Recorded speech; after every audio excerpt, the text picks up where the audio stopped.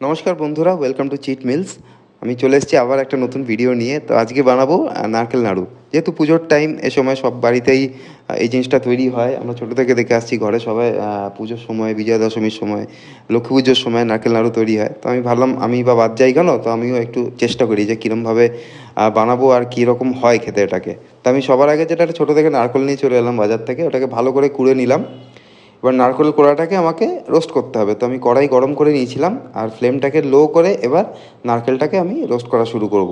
Roast করতে হবে একদম ড্রাই যাতে হয়ে যায়, সেরকমভাবেই রোস্ট করতে হবে। তো এটাকে আমাকে লো ফ্লেম রেখে আমাকে এটা কন্টিনিউয়াসলি চালিয়ে যেতে হবে, যাতে নিচে লেগেও না যায় আর ময়েশ্চারটা চলে যায় নারকেলের।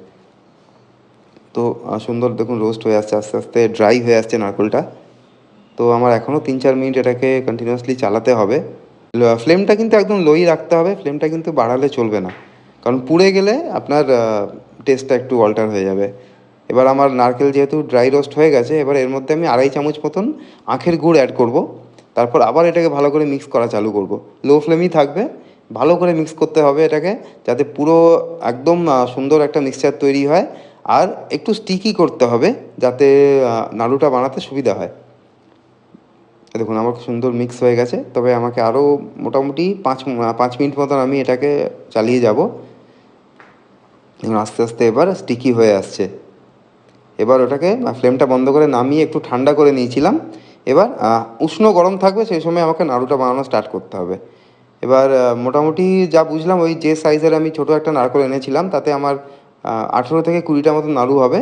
এবার এটা ডিপেন্ড করছে আপনাদের ওপর। আপনারা যদি বলেন যে একটু বড় সাইজের নাড়ু বানাবো, তো সেই ক্ষেত্রে হয়তো 10টা মতন তৈরি হবে।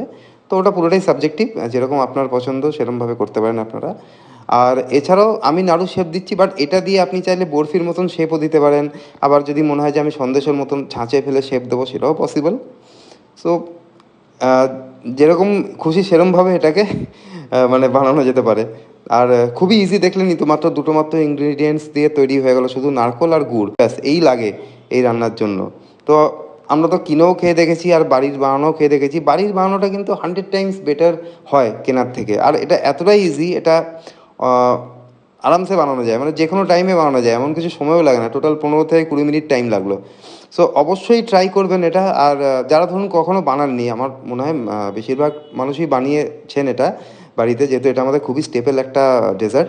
তো যারা বানাননি তারা অবশ্যই ট্রাই করবেন এবং কমেন্টসে জানাবেন যে কীরকম হয়েছিল। আমি একটা টেস্ট করে দেখলাম, আমার তো বেশ ভালোই লাগলো।